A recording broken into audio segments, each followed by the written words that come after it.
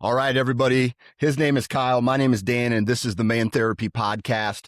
And do you ever change? Do you ever change your tone of your voice sometimes to get your point across? Like, like right now, I have this. I'm talking normal, but do you ever go, "Hey," to get your kids' attention, or talk deeper to make them fear you?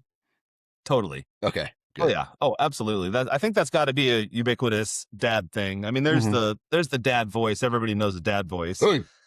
Yeah. Hey, Yeah. you doing? Make it All of sound us. serious. What's that guy's name? God, I forget his name. He was on Landman. He was in Tombstone as the oldest brother. Yeah. God, what's his name? God, we gotta look that up. Are you looking it up? With the Billy Bob, Sam Elliott. Sam Elliott. All of a Sam sudden you Elliott, get a his Sam voice. Elliott voice. Dude, Yeah, I could never go that deep. I would love to have that voice, though. Do you think Sam Elliott, well, I mean, he's a handsome man, but like Sam Elliott from the movie Roadhouse, do you remember him when he was like Roundhouse?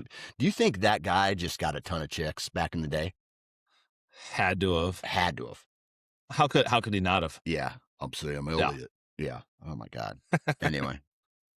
Well, I guess we'll never know. Yeah. He's still alive, but unless he comes out with like a memoir. Yeah. We're never going to talk to him. Okay, so we got a big thing coming up today for our family. Ooh, what are you doing? Big thing. We're going to the Savannah Bananas game in Iowa City. Oh, right. Yep. And that's cool. I didn't know you're doing that. Yep. At Kinnick Stadium. So they've been doing this thing lately where they've been traveling around the country playing in college football stadiums, which is crazy. Only because they hold more people than a baseball. And so they've like one part of the field is really short with a high net, and then they get like it's like a 200-foot home run or something like that, whatever case would be, maybe a little bit more, but easier to hit it out. And then right field is usually like 125 yards to hit it out. You know what I mean? And so it's going to be fun. However, I don't know if you ever I used to really anticipate things like that. But as I get older, I almost ruin my own fun by like overdoing the thinking and logistics. And then while I'm there being like, okay, where's my kid? Where's my kid? Where's my kid? Hey, don't run out in traffic, grab the traffic. Okay. Do you have the keys? Like overthinking all of it. Do you ever do that? Yes, I do. And I have to say, I think that it's starting to get better as my kids are starting to get a little bit older. Mm-hmm. That they will kind of more naturally stick around and they're less, I mean, my son, he's very impulsive, but I still think generally speaking, he's a little safer. He now like doesn't want to go to the bathroom by himself in a crowded place. And like, whereas like younger him would have run off and had no fear at all. Like he's developing like a healthy understanding of the world. Yeah. So I think it's getting a little easier to go out. Yeah. I don't know what. I do get stressed though about like a big event like you're going to go to, where it's like, dude, is it going to suck that there's going to be like a 2-mile walk between where we have to park and the thing? And like, is that going to suck? Is it going to be 90 degrees with 85% humidity and we're just going to be baking in the sun? Like, how fun is that going to be? Like, my mind does go there. Like when I was a kid, before I had kids, I was like, fuck it, whatever. Yeah. Yeah. You see these, I don't know if you ever see these young parents. This is also like a, I don't know, maybe it's I judge other parents sometimes. Like I had a Bible study yesterday and I was talking to Brody about this, and I was like, sometimes I've been known to judge people even though I hated being judged back in the day. So like I see a parent in like 95-degree heat with a baby, and I'm like, get that kid out of the sun, dude. Like, you're a horrible parent. Why is this kid here? And maybe they have fans in cold water and they're in the shade even, and I'm just like, that baby needs to be in air conditioning. And I have to remember that the entire United States was formed and babies were made without, and they were probably wearing wool diapers and shit like that before air conditioning was even a thing, right? So who am I to sit there and just judge that parent for being here? Oh yeah. Yeah. Yeah. I don't know. That's a interesting concept, just generally speaking, of Yep. n- trying not to be judgmental Yeah. at Yeah. all, and live and let live, and recognize people are doing the best they can. Yeah. That's a fact. Dude, I don't know what it is. I'm getting older. Have you ever done this? Tell me the truth. Have you ever done this and caught yourself doing something that your dad did that annoyed the shit out of you when you were younger? Boy, boy, there are probably things. The one thing that comes to mind is like I think sometimes I'm like, the older I get, the more every once in a while I'm like, you know what? I don't need to take a shower today. Yeah. My dad's notorious for like not thinking he needs to like take a shower. Okay. Whereas Okay. kids were like, "What are you doing? It's Yeah. crazy." But Yeah. he's just like, it's just like one more thing. Like when you're freaking tired, and Yeah. I don't know, it's just one more thing. I still do, just for everybody listening. You do I am bathe? clean. But I can understand I can understand the mentality of like, oh, I just don't feel like doing one more thing. Yeah. Yeah. Do you feel like you've hit in certain aspects of your life like a kind of like a fuck it stage where you're just like, dude, I used to care about some of these things and now dude, I don't care at all about those things. Yeah, my lawn sadly is one of those. Like I used to have a perfect lawn. Before life got busy, like my lawn was awesome. I kind of used to battle in a fun way with my next door neighbor, Yeah. because I'm a bit of a perfectionist. He's a bit of a perfectionist. Our lawns were like really, really nice, Yeah. well watered, perfectly manicured, not a weed to be found, trimming the edges all the time, all the Mhm. things. And like, dude, life's just gotten so busy. That's Yeah. just fallen so far down on the priority list. And I'm just like, fuck it. Yeah. It's alive. Yeah. Whatever. I uh and so my front yard looks like a jigsaw puzzle of a whole bunch of pieces that don't match. So like my neighbor across the street, Pete, he built a ramp, like a bicycle ramp for my boys. And then it Yeah. laid out in my grass for like just about 3 days too long. And it killed all the grass underneath of it. So then I moved it to a different spot and it laid there for a couple days. And then that killed that grass. So now I have all these different patches of different variety of grasses and weeds growing in my yard. And I am just like, like Yeah. whatever, Yeah. whatever. Yeah. I'm with you. As long as the grass isn't 8 inches tall, screw it. Yeah, exactly. I've Exactly. also told myself like someday, if I ever end up caring again, it will be easy enough to bring back to being nice. Right. Right. Absolutely. The lawn's not that important. For years, the lawn used to be the thing. Like, do you remember back in the day where like the dads were really picky about the lawns? And maybe some dads still are, but it was it was almost a status at at one point. Oh You know yeah. what I mean? Oh, I Yeah. think that's true, and I think that's still a thing. I like I was saying, I think I was in that. I really Yeah. liked having my lawn be Yeah. awesome. It's a thing that you can control. Yeah. It's like a project that you're constantly managing in a hopefully a fun way. Yeah. It's it's rewarding in the way that it has immediate gratification when you mow and make it beautiful. Like, Mhm. your job, you don't get immediate gratification from it. There No. isn't like, you didn't like produce a thing that you can see have an impact immediately. But Immediately, when you right? mow the lawn, every stripe you make is Yeah. like, ooh, that's better. Ooh, that's better. Ooh, Yeah. that's better. And it just gets better and better. Yeah. That's a fact. Okay. So we kind of BS'd there for a little bit, right? I just remember I don't know what movie it is. It might have been Wolf of Wall Street, Mhm, where mhm. the one guy tries to get right into business, and then he goes, "You know what? It is customary in our country for 10 minutes of conversation before we discuss business." And the guy was like, "No, we're getting right into it right now." So I think we've done that, right? Maybe not 10 minutes, but we got it. We did our customary BS. Yeah. What happened? I said, so the Wi-Fi just went out. And Yeah.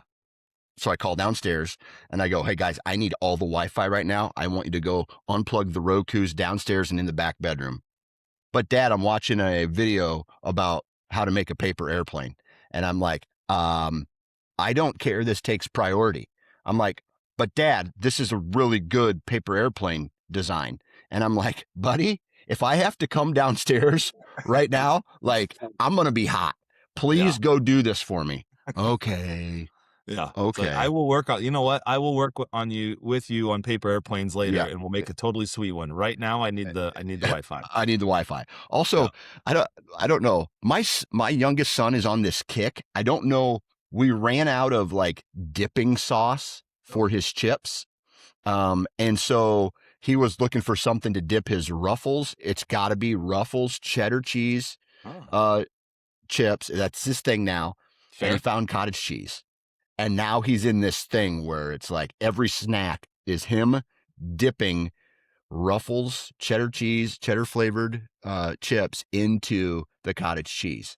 And so that's what we're Hey, dealing. That's what his diet is right now. hey, you know what? That could be a lot worse, actually. Like if Yeah. he's just pounding, buckets of chips, that's one thing. But like Yeah. cottage cheese, that's pretty good for you. I guess. Good. I All guess. right. So good for us as parents has been like, Dude, you're nailing it. I guess it's okay enough, right? Yeah. So Yeah.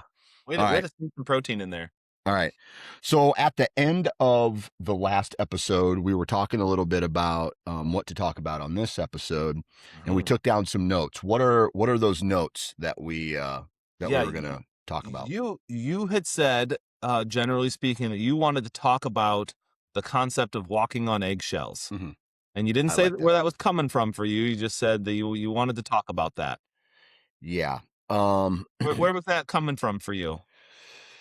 Well, I think there's times when I get stressed out. People know it and they walk on eggshells for me. I know Mhm. that there's other times in the house where other individuals are stressed out, and we understand if we go any further, then it's going to just get worse for everybody, right? And so Mm. whether that's me or my wife or some of the kids, we walk that's the term, right? We walk on eggshells to avoid any conflict, right? And there's times where it's weird. It feels weird because somebody is doing something that they don't want to do for you to avoid some kind of conflict. Or you're also doing something where you're just like, maybe I'm turning to the kids, and if the wife is stressed out, I'm turning to the kids and I'm like, hey, listen, like, you want to get mom fired up, you keep doing what you're doing, and maybe I'm an asshole to somebody else for that reason, right? Just to prevent a nuclear explosion in the house. And Yeah. I was kind of curious, like from your professional standpoint, if that is something that you have seen and what that term means to you, and if like you run into that a lot. Yeah. Yeah, absolutely. It's very common. It can happen in lots of different types of relationships. It's Mm-hmm. more likely in some types of relationships than others. Mm-hmm. Um, Usually, so there's a handful of reasons why it can happen. One reason is because the person that you're dealing with is very unpredictable. Mm-hmm. You don't know what you're going to get from them. And so you're you're always trying to keep the water smooth with them. Yeah. Um Another reason it can happen is if you get like frequent criticism or anger from that person. Yeah. If that person's always criticizing, if that person's always angry, then you're going to try to like not poke the bear. You never want to stir them up. Right.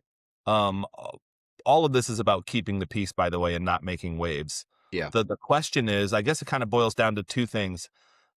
Someone's either walking on eggshells because the person they're dealing with is like unpredictable and kind of a hothead, and like Yeah. you think it could go really bad for you if you make them mad. Mm-hmm. That's one direction. Or the other direction you could walk on eggshells would be because you are so conflict averse that you just can't even bring anything up. Right. Even if the other person might be reasonable and rational, but you just can't handle you can't handle conflict. So, Yeah. you're always kind of trying to keep the peace in one direction or the other. You could there could be past experiences with someone else that makes you walk on eggshells with the person that you're with now. Or maybe you've witnessed some big explosion from that person. It might even be out of character, but if you saw like a big explosion, or if they like melted down or decompensated, you just start walking on eggshells around them because you don't ever want that to happen again. Yeah. Yeah. Another reason it can happen. I'm just gonna throw all these reasons out, then Yep. you give your feedback. Another reason that people walk on eggshells is if there's a power difference in the relationship. And so then obviously it's a person with less power walking on eggshells around the person with the most power, Yeah. um, because they're afraid about upsetting them, and they're afraid of having negative consequences for upsetting them. Mm-hmm. And then the last reason is, if you have fear of losing the relationship, Yeah. like you're afraid you're going to be rejected or abandoned, or you're going to damage the relationship by having conflict, so you just don't ever. And that could be warranted, like the person that you're dealing with is a hothead, or that could just be a fear that you're going to lose the relationship. Yeah. Yeah. There's times where I don't know, have I ever told you about Volcano Dad? Mm-hmm.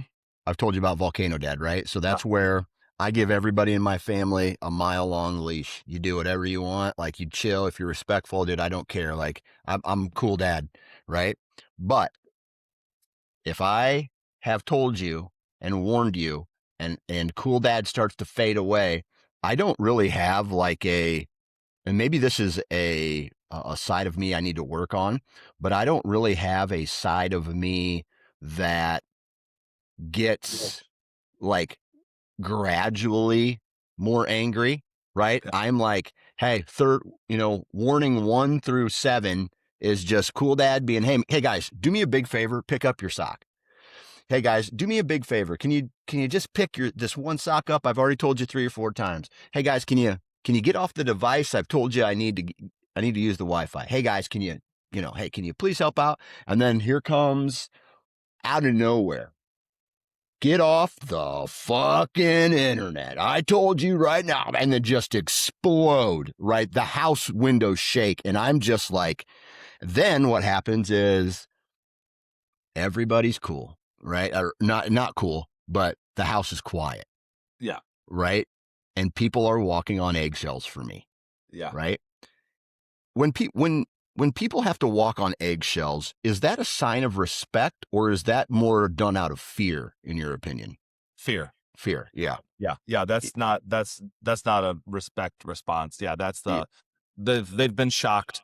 Now they're in fear mode. Now they're in kind of self-protection mode. So they're Yeah. not wanting to make waves. Yeah. Have you ever run into this? And I don't know why I'm using this particular example as the example, but a scenario where like a woman is potentially abused, or she's in a relationship where she is, I don't know whether it's verbal or physical, but maybe some abuse there, and then the mom actually like gets pissed at the kids because she knows that if she doesn't get pissed at the kids or angry at the kids, then the husband will come in and just demolish everything. And then Mm-hmm. she's changing who she really is to her children, or, use whatever scenario for another person, Right. just to avoid conflict with another person. Yeah. Yeah. I mean, that can definitely happen. I think that's a dynamic that does happen. And Mhm. there's one parent is volatile, so the other parent is like always running interference and Yeah. always trying to be the buffer. Yeah. And they can go about that any number of ways. That Yeah. sounds like you're saying in that scenario, like that the second parent becomes kind of tries to be the authoritarian um, so that the kids don't trigger the volatile parent. Yeah.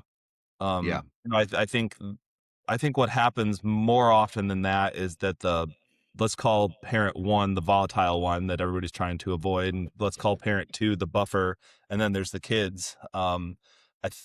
My guess would be that it'd be more common for parent two to become really, really placating, like I'll give you anything you want if you just be quiet, Yeah. or doing a lot of avoiding behaviors, like oh let's get out of the house so that we don't upset parent one. Yeah.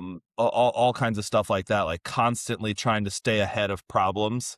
That's usually Yeah. what in my experience, that's usually what parent two does. Yeah. But I could see that being a thing where parent two tries to crack down on the kids so that they don't upset parent one. But Yeah. either way, like in almost every, maybe this is too much of an overstatement, so I'll just preface it with that, but maybe in every situation where where people are walking on eggshells, it's usually that the person that people are having to walk on eggshells around is unhealthy in some way and needs to do some work. I'm not saying they're a bad person. I'm just Yeah. saying like that person that needs to be walked on eggshells around is, in my experience, kind of an exposed nerve Yeah. that they can't handle the stress of life, or maybe they are under so much stress that they're now in freak out mode all the time, that if Hmm. anything scratches the surface you're going to get a big blow up from them. Yeah. And I don't want to demonize a person like that. Like there's a chance that they came to that point by no fault of their own, like maybe life was really that hard. Yeah. But there also could be a chance that life was hard, as it is for lots of people, and maybe that person didn't have the coping skills, the coping mechanisms to like deal with that. Yeah. So it could be a combination of the two. Um, but yeah, usually, I mean, it's a pretty bad scenario when somebody's walking on eggshells. That Yeah. me that if I ever hear that, that means that things have gotten pretty bad.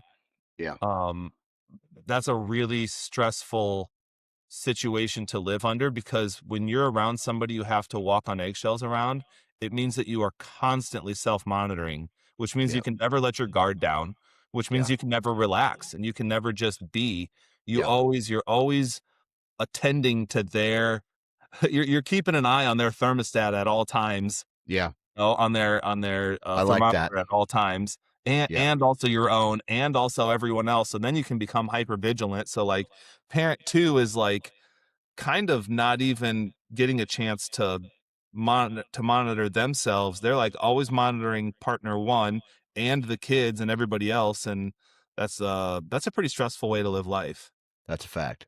How would you suggest someone who's been walking on eggshells for several years, and maybe this the right word, stands up for themselves or approaches the volatile one in the relationship to to basically just be like, enough of this shit. I don't like walking on eggshells for you anymore. Yeah, yeah. I I wish I had a great answer for this. I feel like it could be more situationally dependent. Hmm. Also, different people respond to different things. Because a partner two could potentially go to partner one like calmly, lovingly, and say, "Hey, like this, do you notice these patterns that we have going on in the house? Hmm. Like this is untenable. This Hmm. is really, really stressful, and we can't live like this anymore. And I love you, and I want things to be better, and we need to figure out a way to have this be better." Um, I think a lot of times it means probably that the volatile one ends up going to counseling so that they have a place to like sort through stuff. Hmm. But the the thing is, for the person who is volatile to get better, like they have to have some insight that they are volatile. Like Yeah. it, that's true for change for almost everybody. If somebody's going to change, they have to start agreeing that they have a problem. Yeah.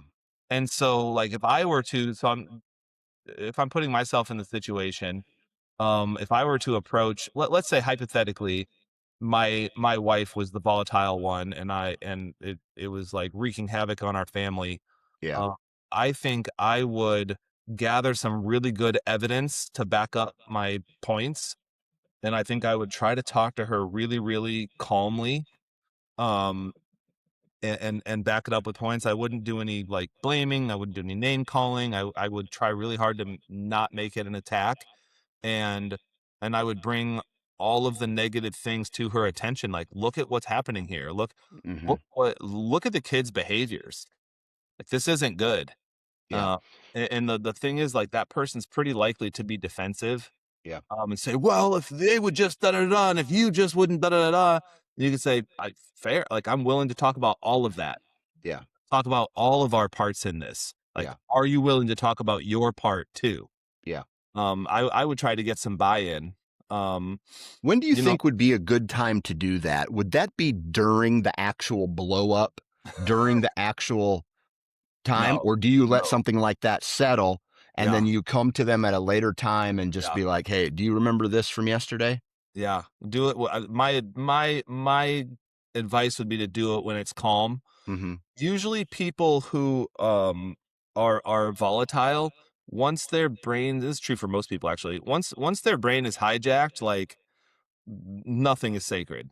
Yeah. Like they'll burn their own house down just to like not lose the argument, or Right. once they're mad, they're mad. And so usually anything you bring up at that time, that's not going to be a good time Yeah. to bring it up. But if you can talk about it when things are calmer and you're able to like back it up with real examples and real evidence, and you're not doing it in an attacking, like blaming sort of way, but in a like, hey, I love you and I love our family, this needs to get better sort of way. I think that's the um better way to go about it. I might even be like, hey, here are my concerns, here's my evidence for this, here's how I want things to be. um like, do you agree? Like, can you see where I'm coming from? And then also, what do you think you would need for things to be better around here, Right. and what are you willing to do, and what do you need from me, um to try to make it like a family buy-in type of thing. So that's great, right? Like that's the best way to do it. That sounds awesome. But what happens when you do that and the person you're approaching then says, "Oh, you really want to make me happy? Give me this, this, this, make this happen, do this, this, this, and then this, this, this." And then it just becomes checking boxes instead of actually any type of reflection. Yeah. And then what happens is they've potentially used your willingness to walk on eggshells as leverage to get more of what they want. Yeah, yeah. Then that will be the next thing to call out. Like, Yeah. hey, you said you wanted A, B, C, D, E, and F, and I did all of those things, Mm-hmm. and you are still behaving the exact same as you did before. So that Right. tells me that it wasn't those things. Yeah. And Yeah. I'd say, hey, it's time for you to start focusing on how you can be happy regardless of those other things. Yeah. Yeah. Yeah, Aside from physical abuse, because I think if you're going to hit somebody, right, that's an entire different problem, yeah, right? That needs to be addressed. But yeah, aside from physical abuse, I've noticed, and this kind of goes back to when I was younger. To avoid fights, I would be ultra aggressive, right? Like would be, "Hey, you want to go?" I'd be like, "Yeah, let's fucking go, buddy." Right. And then like my eyes get big. And usually what happens is that person now knows that you're willing to go yeah, into that fight. And even though inside I didn't want to fight, but I was willing to go to a point of craziness in order to get my point across. And I know maybe that's not a bad example and something you obviously don't want to do with children, but like calling out someone like that and being like, "Hey, I've walked on eggshells enough for you," right? You're an asshole. That's that's your problem. right? And this entire family, does everything for, is the way that we are for you. And just call them out in almost like meeting fire with fire. Does does that help or hurt in an example like that? To be super honest with you, I think, and other, other counselors listening to this might disagree. I think it's a case by case basis. I Yeah. think somebody might respond to that. Like Yeah. what could be a wake up call for one person could be fuel for the fire for another person. Right. It's hard to say how Right. somebody would react to that. Some people react well to like an ultimatum, like, hey, if you Hmm. don't if you don't change this, I have to leave because like being with you is like standing here holding my hand on the stove. And I'm Hmm. trying really hard to tolerate this, but I can't hold my hand on the stove forever. So like Yeah. I need you to turn the temperature down so that I Hmm. can be around you. Because I do Right. want to be around you, but you're gonna lose me if Yeah. you keep this up because this isn't cool being around you like this. And sometimes that's enough to make the other person go, holy shit, okay. Yeah. And also sometimes it's not. And sometimes people get called out on their behaviors and it's a wake up call. And sometimes people get called out on their behaviors and they can't tolerate it and they just fly off the deep end even more. Yeah. It's hard to say. I usually encourage people to go to couples counseling and have it be framed in such a way that like this isn't going to be a blame session. I'm not going to throw you under the bus. I want us to figure out how we can make things better together, Yeah. rather than a you're broken, you need to be fixed, go Fixed. fix Yeah. yourself. Yeah. um yeah, it's too bad when one person's gotten that far and doesn't have the insight to recognize that the impact that they're having on their family. But Right. that's why I said earlier, to when you do approach the person, to have your points well thought out, with your evidence, and do it in a non-accusing way. Yeah. um like and have a lot of love sprinkled in there too, like, love you so much and you're an integral part of this family. Your frustration level has gotten really high and stayed really high, and I understand that. It makes sense to me. And so you're not wrong for that. And also it is having an impact. And Yeah. so something needs to change. And, part of that can be the environment, but we've already done a lot to try to change the environment to make it better. So the other side of the equation might be like you learning how to de-stress and deal with stress better. Like, would you be willing to go to counseling and learn how to better manage stress?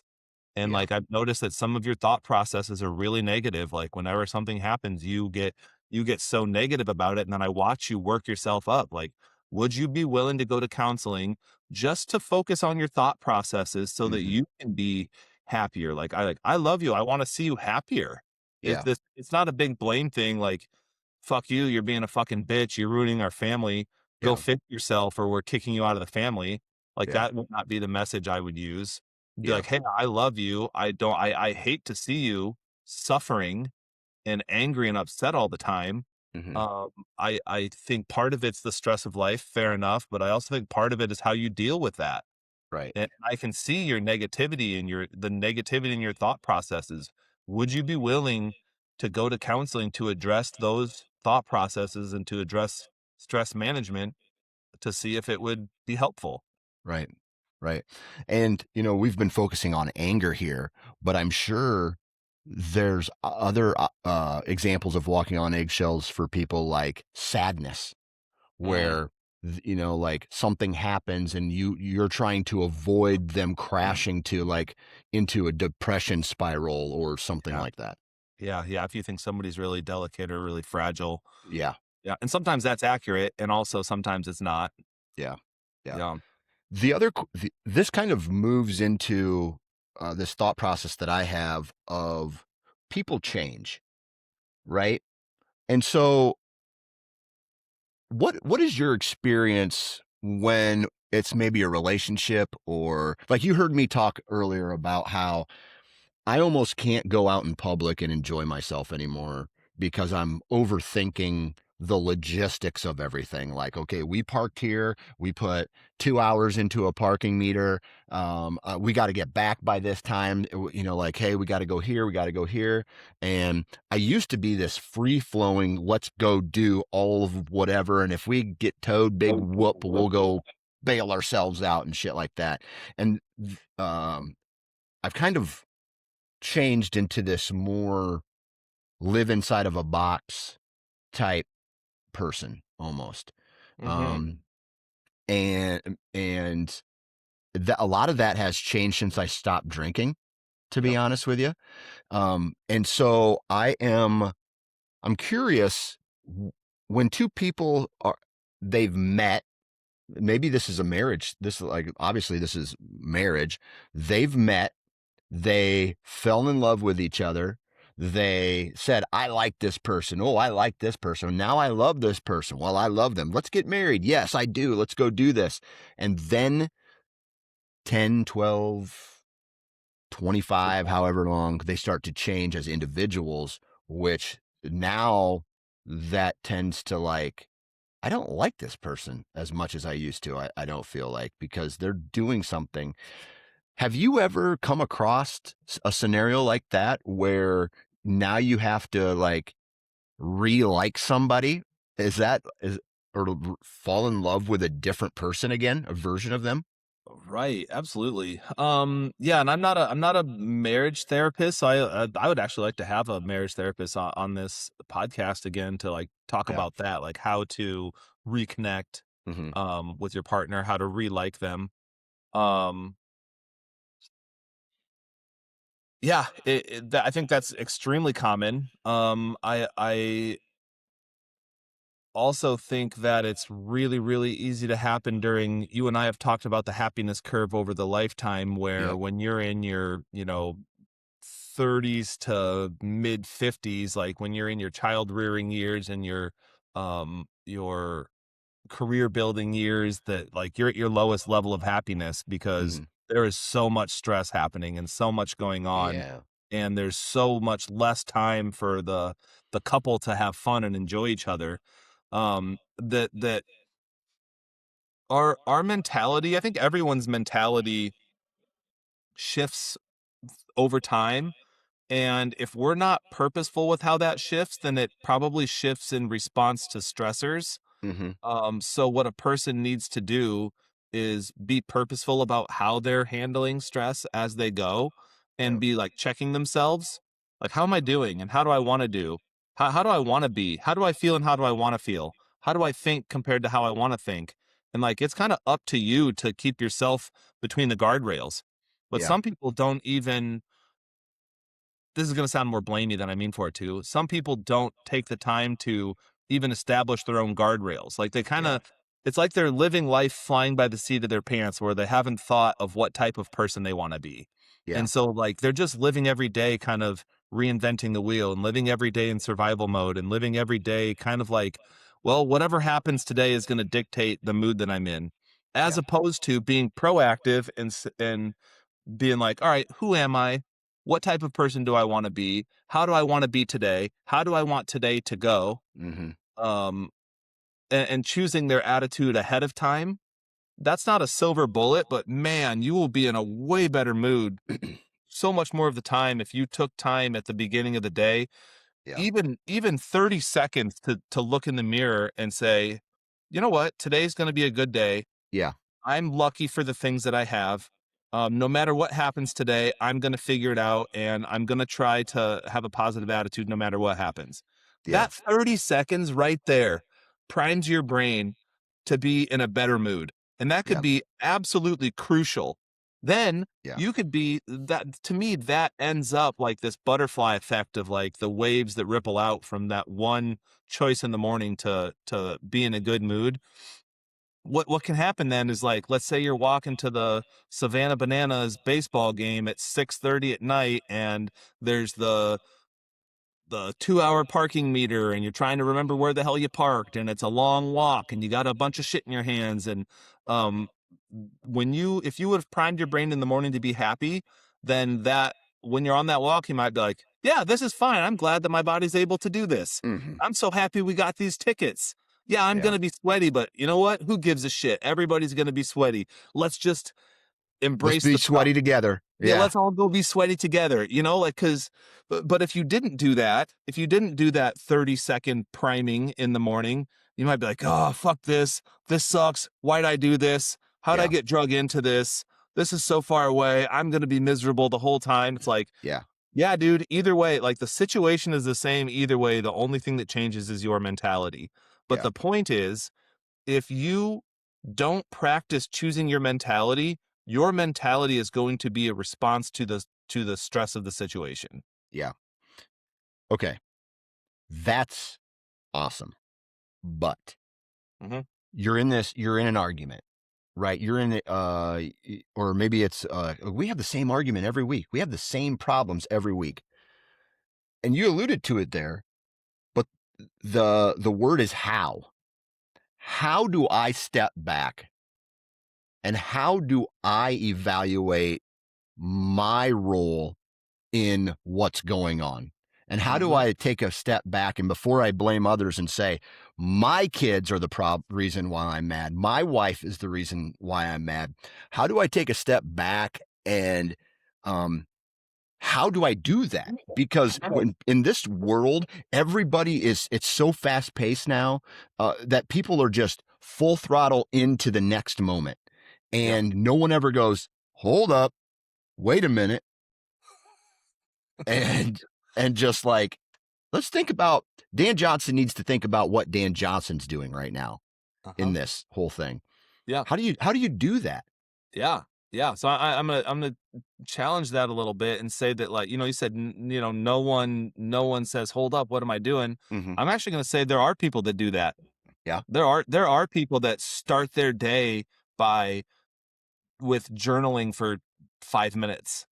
Yeah. There are people that end their day with journaling for 5 minutes. There are people who listen to healthy content while they work out. There are Yeah. people who listen to healthy content while helpful and healthy content while they drive. There are people who um prioritize this in such a way that they go, you know what? 3 minutes might be kind of hard for me to do right now, but I think that's going to be a worthwhile investment. Right. um there isn't like a silver bullet of, oh, I'll do this once and I'll feel way better. To me, it's a practice, and you're probably going to suck at it at first, and it might Yeah. be kind of hard to fit in at first, but if you can get it going, I mean, I think having a good attitude is a lot like lifting weights and being in shape. That Yeah. you can't lift weights once or for a good solid week and then be in shape for the rest of your life. It's like you have to build it up and then maintain it. And you're going to Yeah. be weak at first, just like lifting weights. So if you have a weak mentality, that's not a judgment, um just an observation. If a person has a weak mentality and they go, "Oh, you know what? Like I don't like the way that I think," and they want to improve the way they think, they have to start focusing on that, and they're Yeah. going to be weak at it at first. They're going to Yeah. suck. And you have to Yeah. be willing to suck at first. But it has to be a thing that's important to you. And then, like I said, even 30 seconds of priming your brain, and that's a really important concept, priming. Mm-hmm. Um, if you smile, your body can't help but feel a little happier. If you get up in the morning, you just smile. Or if you're in the Yeah. middle of your day, let's say you're neutral and you smile, that's going to tilt you more towards the positive. Let's say Yeah. you're in a bad mood and you force yourself to smile, it's going to make you be in less of a bad mood. Like, there Yeah. are things that you can do to prime your brain to be happier. And like I said, there's you've probably heard of people like having mantras that they say to Mm-hmm. themselves, or positive affirmations that they say to themselves in the morning. And it's funny that I think popular psychology has kind of like made that stuff really lame and dorky, which is too bad because there's actually a lot to it. That Mm-hmm. if you had positive affirmations that you would say to yourself in the morning, it can really prime your brain to have a much better day. Yeah. And, Yeah. and because of the priming effect, if I were to say to you, um, let's use the bananas game tonight, like, hey Dan, no matter what happens at this whole bananas experience, I want you to choose to have fun just for Yeah. yourself. Cultivate Yeah. a feeling of fun for yourself, dude. It's going to be cool. I want you to look at the magic on your kids' faces when they see all the fun shit that the Yeah. bananas players do. And I Yeah. want you to just take in the awe of, 70,000 people in Kinnick, Hmm. doing this rare thing. You're one of the only people that's ever going to get to be there for that experience, because it Yeah. doesn't happen very often. It's the first time ever, and all of these things. You'll already start to be like, yeah, yeah. And it doesn't mean that you won't get irritated, but dude, you'll Hmm. get less irritated. And when you're less irritated, it's easier to be happy. Yeah. Yeah. And when you're Absolutely. happy, it's harder to be irritated. Yeah. They did something at my daughter's wrestling practice last night where they brought in a mirror Mm. and they held it up in front of the mirror and they had to say something like, I am confident, I am this, I am, she kind of went through that. But yeah, dude, I get how that works. I think I'm going to start doing that. Like, we have a bathroom upstairs and a mirror. I think what I'm gonna do is I might go downstairs after this, pull all the family in there, and be like, "I want to smile. I want you to look at the mirror and smile right now." And then if it's because uh, I have this little inside running joke with my wife where I'm like, "Hey, can I get one of your famous fake smiles?" And then she'll be like that, and I don't know, it maybe lightens the mood just a little bit.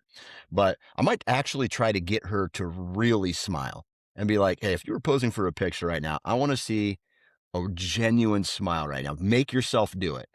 And I want to see if that challenge goes through, or Right? or if Why I not? get like she starts to hate me today. So Yeah, yeah. or it could even turn into a funny, silly thing. Yeah. But whatever I do, and let's say that your first attempt at like helping your family prime their brains to be Right. happy, let's say the first attempt crashes and burns. Hmm. So what? Try Yeah. again. Keep Yeah. trying, and then you'll find the way that clicks for you and your family. But Yeah. the happiness and having a good attitude is a thing that is cultivated. It doesn't just happen. Right. Right. And so, like, life is hard for everyone, but dude, you've seen, so life is hard for everyone. Some people are able to have a way better attitude than others, and I don't think that's by happenstance. I think it's because they've made that happen on purpose. Hmm. A really poignant example to me, and I have no military background, and I respect our military members. But just a really neat thing I think is, I've only heard stories of this, that like Marines will go to boot camp and it fucking sucks. And the whole point of it is to fucking suck. The point Hmm. isn't even really the physical fitness. It's to put those guys through hell, to break them down, to make them like give up on their ego, to just shred them, and then then to rebuild them together as a unit that trusts each other, Yeah. and that buys into the system. Yeah. And so basically the my understanding, and I am totally open to being corrected on this, but the whole point of the system is not like, ooh, see if you can get through this hard thing, and if you do, that's good. It's more Hmm. like, oh, we're just gonna make this harder and harder and harder until you break. Yeah. Like no one wins. Like you don't get to win it. It's just Yeah. it's gonna get harder until you break. And so what a thing that can happen with the Marines is that as they're breaking them down and doing these horrible things and taking them past their failure, and they're laying in the waves getting splashed in their face, or there's five of you carrying a gigantic log above your heads and everybody's arms are dead and nobody can do it anymore, and the drill sergeant's like, I don't give a fuck, keep doing it. And Hmm. the guys are like, oh my god, how are we going to do this? At some point there's a turning point where the guys start like joking with each other. In the suffering. Yeah, in the suffering, and they're like, "Hey, hold your end up, pussy. Yeah. Yeah. Hey, I'm holding this whole fucking log. You're not doing shit." Or they'll start singing songs to pretend like it doesn't matter. Yeah. Or they'll be like, they'll be about to die, and they'll be like, "Is that all you got, Jill Sargent? This is Yeah. fucking easy work." Yeah. Yeah. Their mentality starts to shift, and then so the phrase that I heard from them that I just think is so fucking cool. The phrase is embrace the suck. Hmm. It's like, stop wanting the shittiness to stop. Stop Yeah. having your happiness be dependent upon the Hmm. situation getting better, and instead figure out how to be okay in a shitty situation. And Yeah. when I heard that story, I was like, whoa. Yeah. Light Because switch moment. Yeah. yeah, dude, it just about gives me goosebumps talking about it, because life, it just is stressful, Yeah. and to think that it's not going to be is ridiculous. Yeah. And so recognizing that your attitude actually doesn't have to be attached to how shitty the thing Yep. is incredible. So Yeah. yeah, embrace the suck and find a way to have the difficulty of life be fun, and like cultivate goofing off with your wife and with your kids while you're Mm-hmm. packing for the frickin' baseball tournament where you know it's going to be 4 games and it's 98 degrees and Yeah. 83% humidity.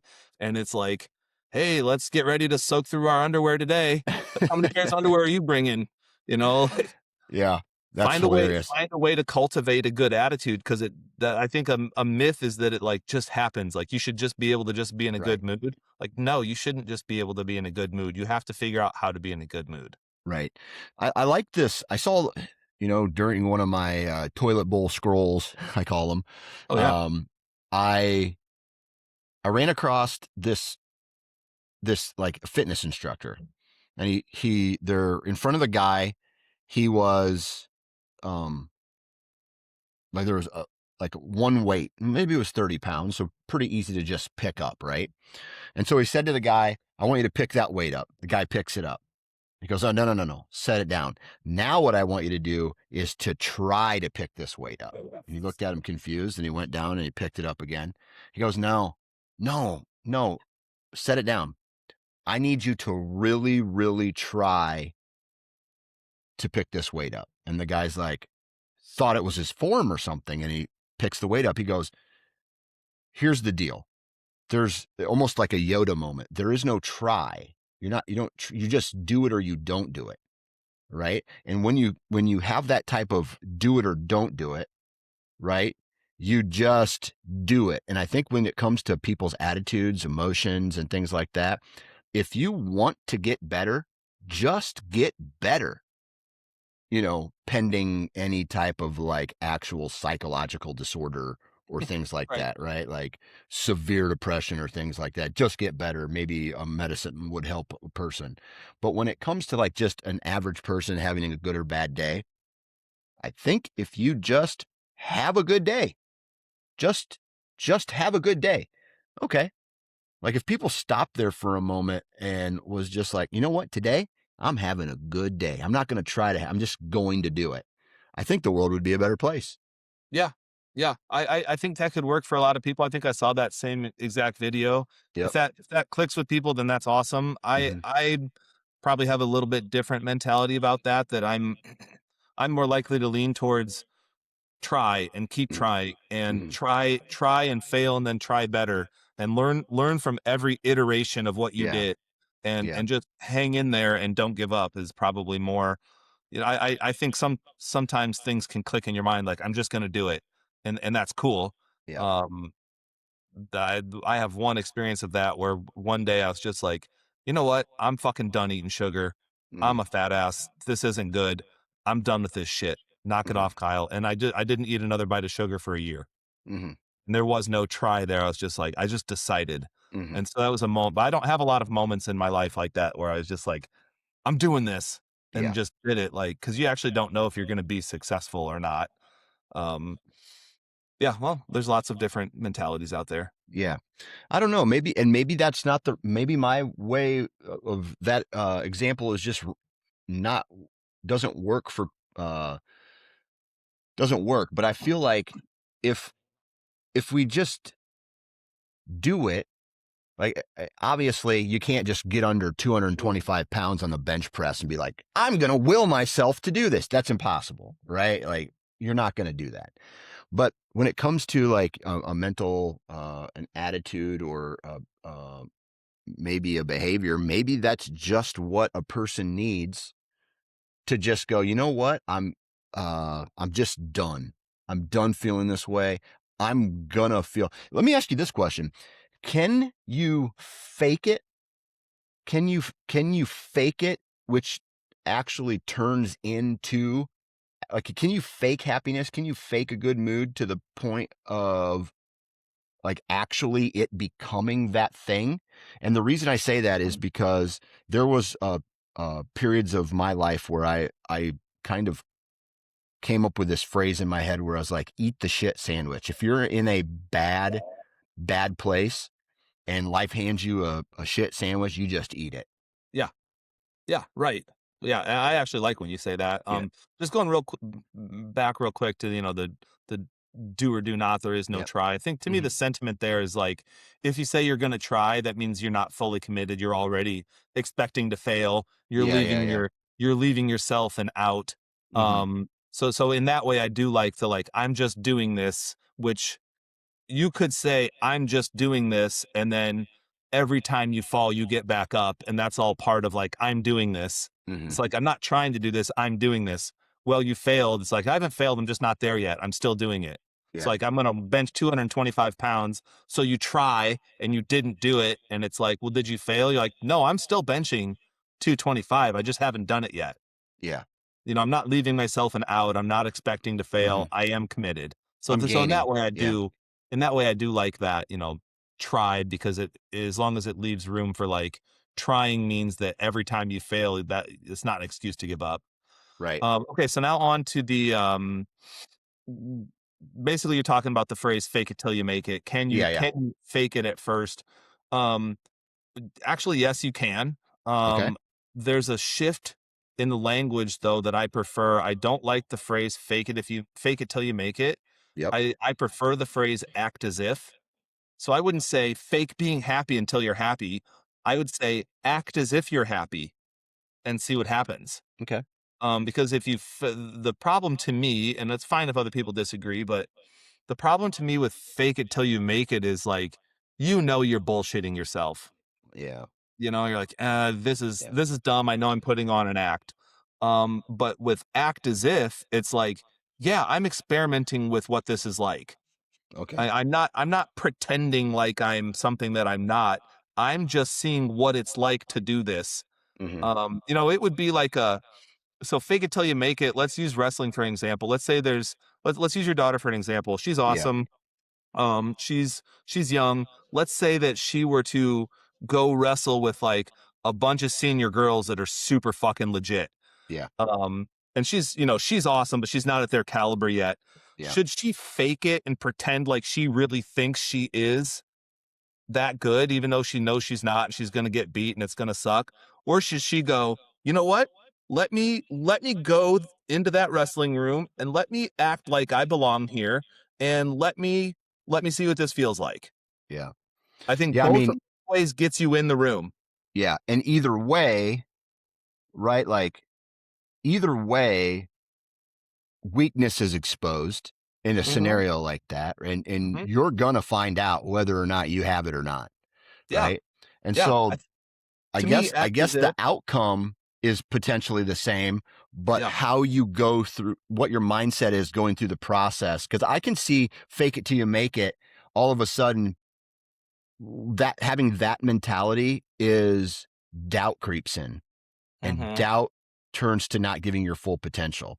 Act mhm. as if is I like that phrase because to me it is, I'm gonna go in here, I'm gonna give it my best shot. I could still lose, but I know that I'm gonna go hard until that actually happens.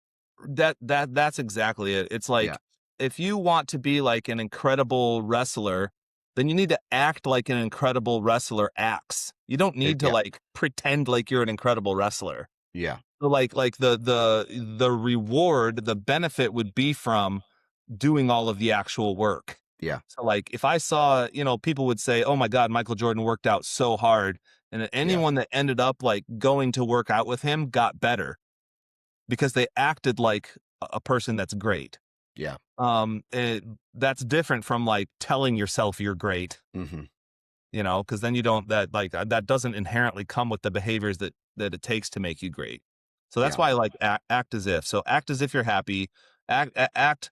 What would a happy person do? Do those things. What would Mm-hmm. a disciplined person do? Do those things. What would Yeah. a successful person do? Do those things. What Yeah. would a fit person do? Do those things. Yeah. Yeah. I feel you. I feel you. So winding this episode down, are there any other things that we need to discuss, any topics we need to discuss when it comes to walking on eggshells for others? Or if you are picking up maybe signs that others are walking on eggshells for you. Yeah, yeah, it's a sign that things are unhealthy. It's a Mm-hmm. sign that something needs to change somewhere. Yeah. Um, Oftentimes the person who needs to be walked on needs to be handled with delicacy. Something needs to be done to reinforce that person. Yeah. And a lot of times, that's where the difficult part is, because a lot of times what needs to be done for that person needs to come from them. Like, you can't change anybody, and that's why it's really Yeah. frustrating to be the loved one of somebody who's hard to deal with. Yeah. Or even just, to see struggle. Like, you don't want to see your partner struggling to the point that, like, they're so frazzled that everybody's walking on eggshells around them. Like, that's too bad. But Yeah. they have to, the truth of the matter is that they have to have the insight that that's what's happening, and they have to have the insight to want to change. Yeah. The that phrase "walking on eggshells," I could be mistaken here, but I think it comes from literature around borderline personality disorder. Which, by the way, not everybody that you have to walk on eggshells around has borderline personality disorder. It's just very well known that people who are in relationships with somebody with borderline personality disorder, they describe it as walking on eggshells around that person, Gotcha. because they're volatile and they'll blow up. Yeah. Um, and then it's really nasty when they do. So then people with borderline personality disorder, better called emotional intensity disorder, Yeah. they can change, but it's really, really hard. And the only way that those folks change is if they buy into the idea that they need to. Yeah. And there are groups. So there's like a specific group format that has been developed to help people with borderline personality disorder, and it can be really successful, but it's actually designed for the client to go through multiple times, because it's almost assumed that they're gonna get pissed off and frustrated and give up and say fuck it, and then Yeah. have to come back. But Yeah. I've led a group, that group, like 3 times, and I've seen it happen where a person with emotional intensity disorder will come in and they'll be like, fuck you, fuck this, fuck that, Mm-hmm. everybody, the world sucks. If everybody Yeah. else would just change, then I wouldn't be so pissed all the time, and da da da da. And as they go through the program, they just start to learn more education about emotional management, and they start to see their impact on other people, and they start to try to apply the things that they're learning. It's even kind of funny, like, it's kind of endearing to me, where it's like, we'll teach somebody a skill for emotional management, and they'll be like, that's fucking stupid, that'll never work. And you're like, yeah, fair enough, I don't know, go try it. Then they'll come back, and I love when this happens. Then they'll come back to group the next week, and they'll be like, I tried your stupid fucking skill. Oh yeah, what happened? It worked a little bit. I love that shit. And I'm like, yeah, okay, cool, fair, good job. That's Yeah. awesome. Yeah. And I'll even be like, yeah, that skill is so dumb. Yeah. Keep trying. Yeah. Yeah. But it does, the point is, though, it takes that person having the insight that they want to try to do things differently. Mm-hmm. Um, but yeah, man, often the person that's in that position, they are really deep into whatever their thought pattern is that has got them that frazzled. And I think we need to have some empathy there Yeah. for that person, but not so much empathy that we're enabling, Right. because it's not fair. Like, there is a toll that it takes on everyone else. And Yeah. like that, those folks do end up losing relationships, and it does suck to have your own family members walking on eggshells around you, because it means you're not having as deep of a relationship with them as you could. Yeah. I don't know if this will work on your wife or any of the listeners' wives, but my brother coined the phrase "hug out the hate." And that is when, and I don't know if it would work for your wife. I would be afraid to try it on my wife, She's but strong. it's called hug out the hate. And that's when they're in a very bad mood. All you do is just walk over to them and overpower them with just a bear hug, to the point where they get even angrier. And then that anger just kind of turns into a chuckle. because it's that the moment has passed, right? You hug it so long that so that comes with a warning. Like, yeah, right. Yeah. Like, I'm not saying you should do it to your wife. I'm saying it might be an option. Yeah. Right. So, well, what I like about that is it leans into like, find what works for you, find what works for your family, find what works for your partner, be creative. Yep. Absolutely. Kyle, great conversation today. If you, the listener, likes this Man Therapy podcast, please go to Spotify or Apple Podcasts, wherever you download or listen. Give us a 5-star review, maybe leave a comment about how awesome Kyle is. And outside of that, everybody have a good weekend. And Kyle, have a good weekend. And we'll talk to you guys next week. Have a good 4th.